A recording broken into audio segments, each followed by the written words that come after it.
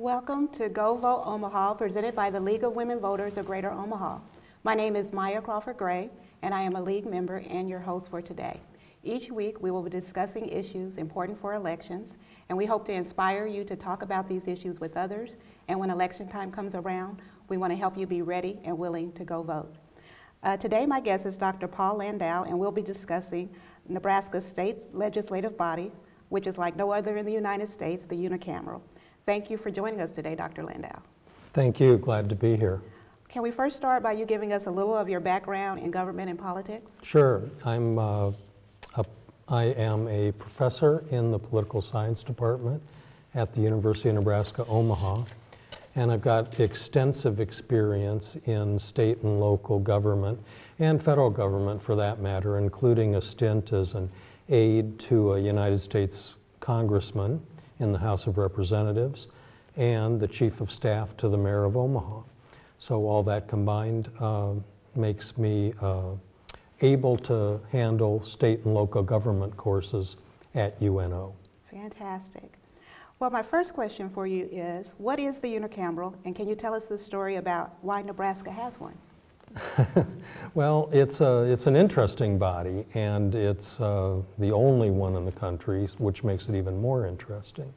Nebraska became a state in 1867, and at that time we had a partisan bicameral legislature like all the other states in the country. But because of the populist and then progressive era in the United States, which started in the late 1800s and moved into the early 1900s, there were a lot of people looking for reforms, including George Norris, who at the time was our United States Senator. So the discussion about the Nebraska Unicameral actually started about around the turn of the century, around 1900. In 1934, there was a ballot issue, and Nebraskans voted to change our legislature from partisan bicameral to nonpartisan unicameral. The first legislature met in 1937. Fantastic. Now, when I was doing my research, I remembered looking somewhere and they said one of the reasons why they thought maybe it was able to pass is because at that same time in Omaha, they had an amendment on the ballot to legalize parimutuel horse racing. So is that true? Did that help it actually pass in Nebraska? Well, I'll go you one better than that. There was another ballot issue on the ballot that year, and that was the repeal of prohibition. Oh, wow. So I think the combination of horse racing, legalized gambling, and being able to drink again probably did increase voter turnout quite a bit. So it could well have helped. Okay, great. Now, what are some of the advantages we'll start with the advantages, and then I want to talk a little bit about the disadvantages of having a unicameral, but let's start with the advantages first. Well, the proponents of the unicameral argue that the advantages are pretty significant, that the fact that it's nonpartisan means that a few party bosses can't make decisions.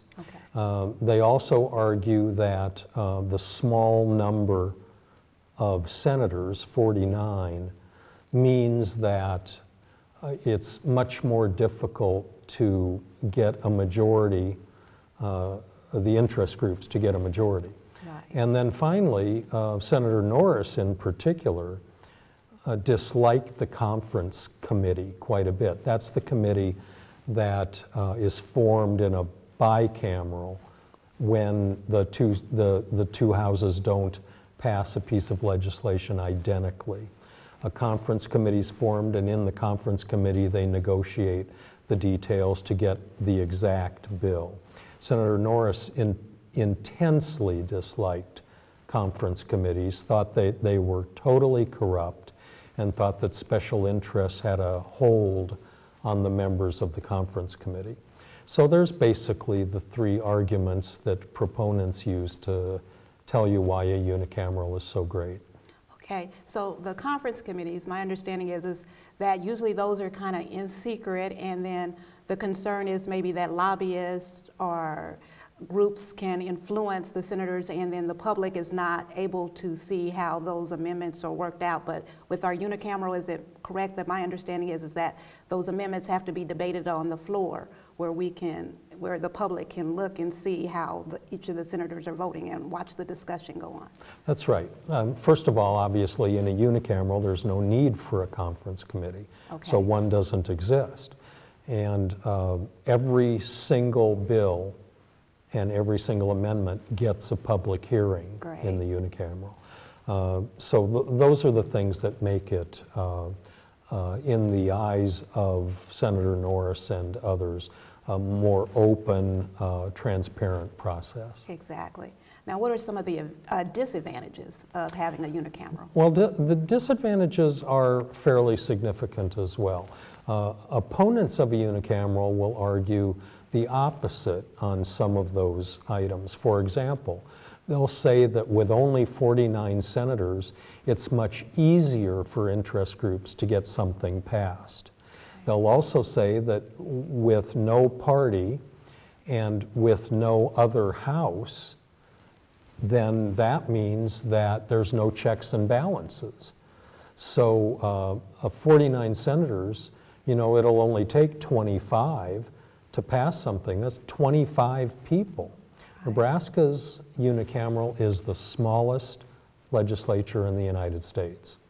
So the argument goes that it's pretty easy to get something passed, and it's pretty easy to have special interests in control without all those checks and balances of a bicameral system. Okay. Now, again, when I was doing my research about the unicameral, something interesting I found out was that in 1962, Chief Justice Earl Warren and the Supreme Court, they handed down a decision where basically they said, and I guess this affected a lot of state governments across the country, where they said that no matter how you decided to elect your members to each body of government, it had to be based on population. Basically, one vote, one person was their principle. Did that affect the unicameral in Nebraska, or were we kind of already, had we already kind of adjusted for that, so to speak? We were starting to adjust at that time, but the impetus was that decision. The unicameral in the state of Nebraska started thinking about this in about 1962. Mm-hmm.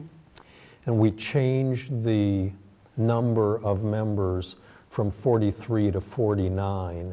We changed the district sizes as well, and we based them on population. And that was in anticipation of the Supreme Court decision of 1963 and 64.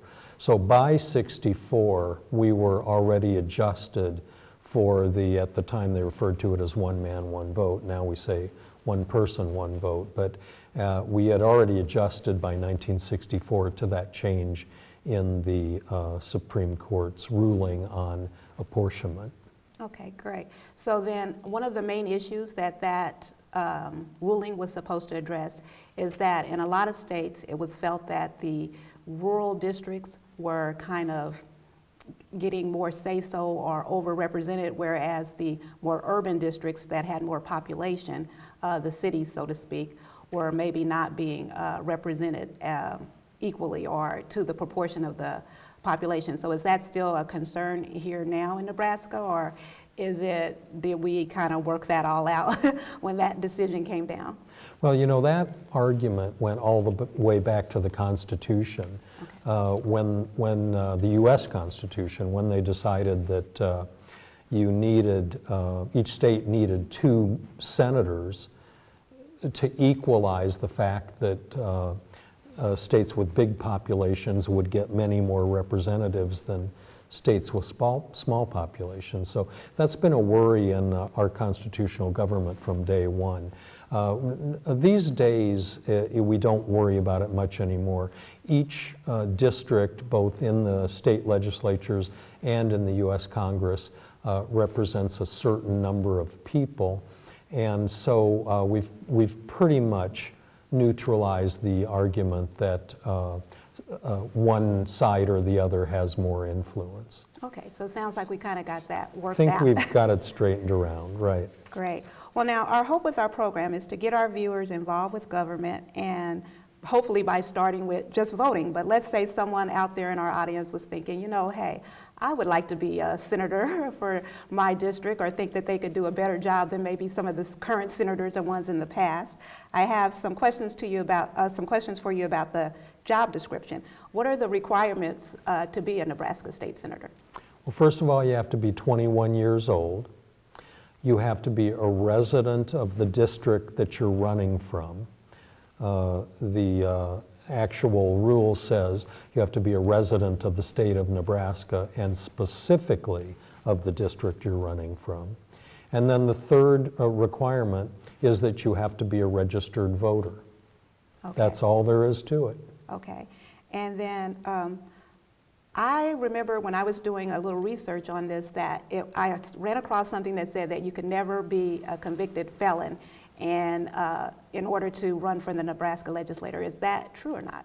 Well, there's two parts to that. The first part is that if you are a felon, you cannot vote unless it's at least 2 years after you've completed your sentence. So because you have to be a registered voter in order to run for the legislature, right. The first issue is that there's no way you could run if you were a convicted felon unless it was 2 years after your sentence was completed. But that said, the unicameral rules specifically say that you cannot ever have been a convicted felon in order to serve in the legislature. Okay. And then again, and I'm sure any job description, one of the first questions people have in mind is, what is the salary? How much does a Nebraska State Senator make? Well, if they're looking for money, they better look somewhere else, Okay. I'll tell you that. Nebraska State Senators get paid $1,000 per month. So total salary is $12,000 a year. They are allowed to submit for certain expenses like travel expenses back and forth to Lincoln. But the bottom line is this is not a job where you make money. Most people can't sustain themselves, and nearly all members are either retired and have independent wealth or have another job.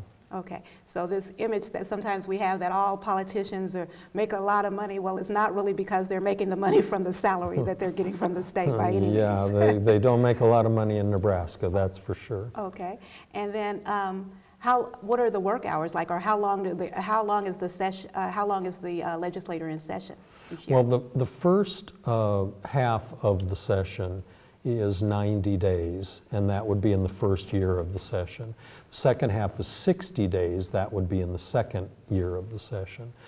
But actually, the sessions run obviously longer than 90 days and 60 days because there are recess days and weekends and holidays and that sort of thing. So I think generally speaking, the unicameral adjourns in the vicinity of May in the 90-day session, the vicinity of April in the 60-day session, depending on a lot of things, including how many recess days they've taken. Okay. And then when the legislature is out of session, do the senators have other things that they do related to it, or are they just pretty much done and can go back to their other lives, so to speak? You know, that all depends on how the senator sees his or her role. Mostly they have the time to themselves, but there are, for example, interim legislative studies that senators get involved in that take a lot of time. There's investigating, checking things out, doing research. A group of senators, for example, was just at UNO to visit and to look around, and this is not in session. So okay. I think that a lot of senators do a lot of work outside the legislative session. Outside of that session? Yeah. Okay. Yeah. And then how long of a term do they serve for? They serve a 4-year term, and they're allowed 2 of those. So we are term limited in Nebraska. State senators can only serve 2 4-year terms. They can go back into the legislature just exactly as Senator Chambers did. Right. If they leave the legislature after being term limited, not terminated, Right. after being term limited and sit out for 1 4-year term. Then they're allowed to come back, run again, and start the clock running again. Okay. And then term limits, that's something that we started or got voted in fairly recently, right? Fairly recently, within the last 25 years. And I think that really what that boiled down to was the idea that people started getting the feeling that they were tired of career politicians that Right. spent their entire life in political office, and that there should be some turnover. That's quite a controversial idea itself, and not everybody believes that. But in Nebraska, we voted term limits for our state senators. The governor was already, by the way, term limited Okay. to two 8-year terms, as many executives are around the country. Okay. And then since we've decided to vote in term limits, have we got an idea of like what maybe have been the pros and cons as a result of having voted that in? Well, there again, there's controversy, and there's a discussion on both sides of that issue. Proponents of term limits say it's good to keep people there for only 2 terms and then get them out. It doesn't build up an empire. They're not here forever. If we bring in new people, we get fresh ideas, and it's just better for the system. The opponents say, however, that with an 8-year term limit, there's no institutional memory in the body, and there's not a lot of maturity in the legislature. It takes at least 4 to 6 years to get to the point where you can do things independently and you understand the system, and of course by then you're just about ready to leave. So the argument there is that it's better to have experienced legislators and not make them leave after 8 years, which is right.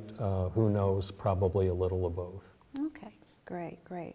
Now, if none of our viewers are quite ready to be senators yet, but they still want to make an impact, I have a few more questions for you.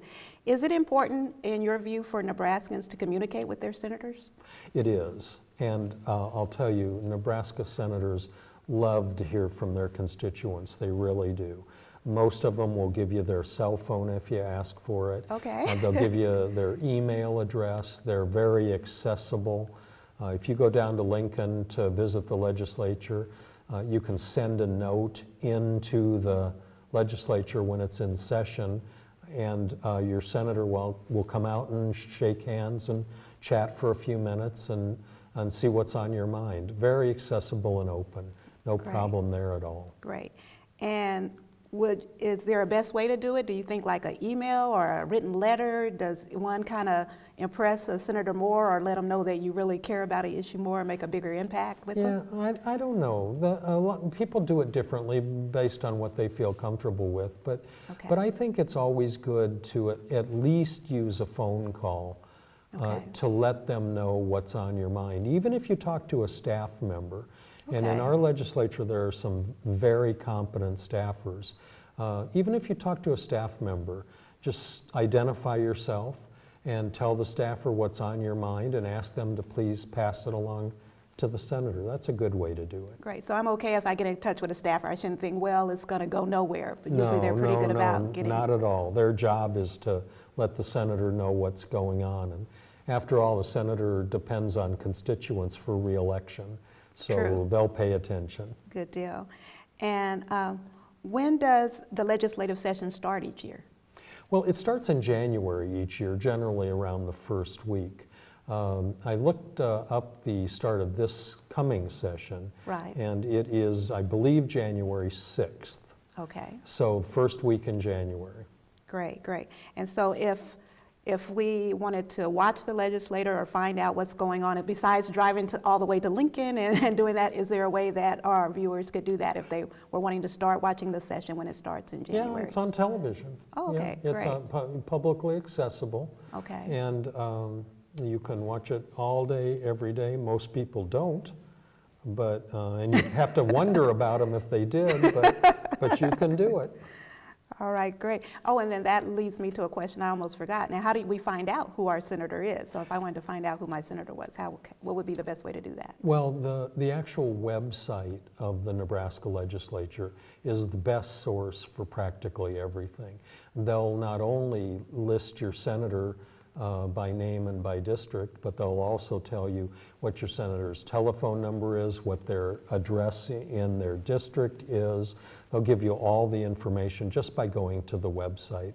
That's really the best source. That also contains the legislative calendar and also the bills that are up, and there's a system in there for tracking bills. So you can actually put in the bill number that you're interested in, and it'll pop up showing you the disposition. So that sounds like a great source of information. It's a great source. Fantastic. And then now it's hard to miss that we have a presidential election coming up next year. So, but does that also mean that some of our senators are going to be coming up for election as well? Yes.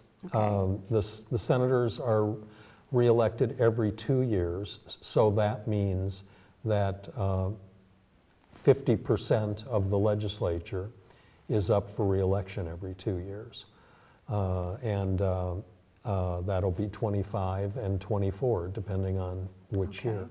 So yeah, it's important to realize that while all the attention goes to the top and the president, we're going to reelect 50% of our legislature too. Right, right. And then you did say that same website, if I wanted to kind of be an informed voter and know how did my senator vote on some issues that were that came up in the legislature, that website is a good place to go and find out maybe what their voting record was? Yeah, absolutely. Okay, it'll show you everything you want to know about the legislature, and maybe even a few things you don't want to know. Okay, fair enough, fair enough. And so, are there any interesting issues that you would say that are coming up that are due to be discussed in the 2016 legislature? Well, there's going to be a bunch of really interesting issues. Governor Ricketts said just recently that his top priority is going to be cutting taxes in this legislative session. So that always leads to the question, well, which taxes are you going to propose to cut? And how are you going to make up the revenue that you lose by cutting the taxes? So that's where we're going to start, and that's probably going to be a fight you're going to see the entire session. Also, some of the social issues are popping up, including more restrictions on abortion rights. Okay. And additionally, a huge issue is Medicaid expansion. Right, right. And health care for Nebraskans in general. Finally, I think you're going to see a lot going on regarding prison reform and the situation with prison overcrowding and the riots at the state penitentiary and all that. Is there anything that you would like to add, Dr. Landow, that you think that would be important for our viewers to know about the unicameral? Well, I'll tell you one thing I would like to say. I teach a class in Nebraska government and politics, and of course we spend a lot of time talking about the unicameral. And I always have a question for my students, which is, if our unicameral is so great, how come nobody else has one? Good question. So I guess, you know, that probably needs to be addressed. And I think you do have to wonder why no other states have adopted a nonpartisan unicameral. Some have looked at it over time, but no one else has done it yet. And I think the primary reason is not necessarily because there's something deficient about the unicameral, but rather because there's so many vested interests involved in the partisan system, you know, in a partisan bicameral. If you think about what it would take to sort of dismantle it, then you realize that it would be extremely difficult. That's one thing. I mean, partisan interests, special interests, lobbyists, interest groups, none of them want to see the